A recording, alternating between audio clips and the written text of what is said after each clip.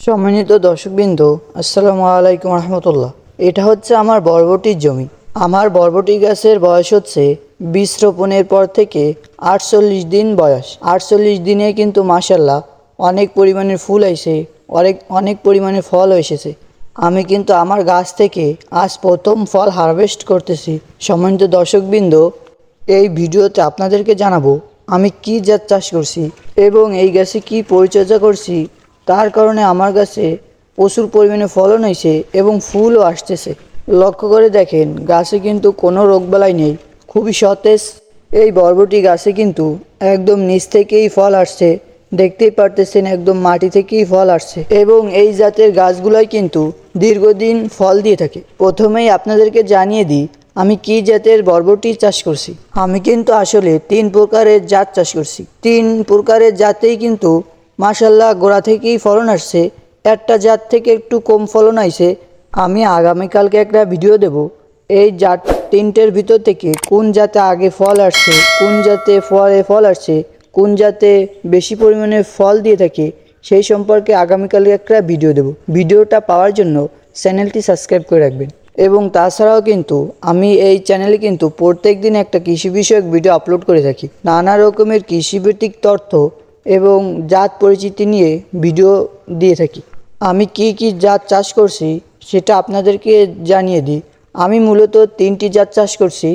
একটা হচ্ছে লাল তীর কোম্পানির 1070, আর একটা হচ্ছে মালিক সিড কোম্পানির বান্টি বরবটি, আর একটা জাত হচ্ছে ইস্পাহানি কোম্পানির গিরিং লং। এই 3টা জাতের ভিতর থেকে কোন জাতে আগে ফল আসছে এবং কোন জাতের কেমন ফল এবং কোন জাত সব থেকে ভালো, এই সম্পর্কে কিন্তু আগামীকালকে এই চ্যানেলে একটা ভিডিও দেব। দর্শকবৃন্দ, বরবটি কিন্তু আজকে বাজারে প্রচুর পরিমাণে দাম গেছে। আজকে বরবটি বিক্রি করছি পাইকারি রেট 50 টাকা কেজি। এই দামটা কিন্তু মাশাল্লাহ অনেক দাম। এই দাম কিন্তু সামনে কমার সম্ভাবনা নেই। শীতকালে পরে দাম কমার সম্ভাবনা আছে। দর্শকবৃন্দ, আপনারা যদি চান তাহলে কিন্তু এখন বরবটির বীজ রোপণ করতে পারেন। যখন শীত আসবে তখন কিন্তু এই বরবটি হারভেস্ট করতে পারবেন। তখন কিন্তু প্রচুর পরিমাণে লাফার দাম থাকবে। আমি কিন্তু এই বরবটি গাছ শেষ হলেই এখানে আবার বরবটির বীজ বপন করব।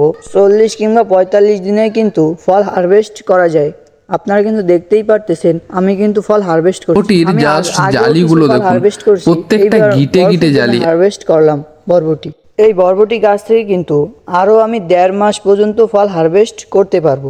বরবটি কিন্তু আজকে তুললাম, আবার কিন্তু পরশুদিনও বরবটি তুলতে হবে। বরবটি কিন্তু একদিন পর একদিন ফল হারভেস্ট করতে হয়। বরবটি চাষ করে কিন্তু প্রচুর টাকা আয় করা সম্ভব। বরবটি চাষটা কিন্তু একটা লাভজনক চাষ।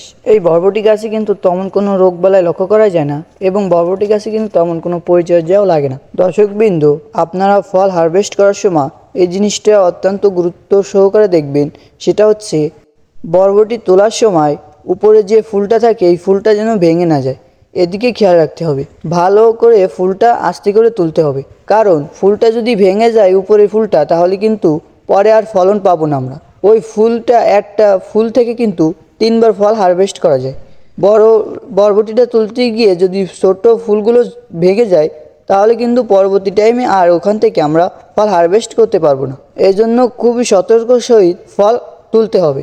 দর্শকবৃন্দ, এই ছিল আজকে ভিডিওটা যদি ভালো লাগে তাহলে একটা লাইক করবেন। আর আপনার যদি কোনো কিছু জানার ইচ্ছে হয় তাহলে আপনি কমেন্ট করবেন, আপনার সাথে স্পেশালি কথা হবে। তাই সবাই সুস্থ থাকেন, ভালো থাকেন। আসসালামু আলাইকুম রহমতুল্লাহ।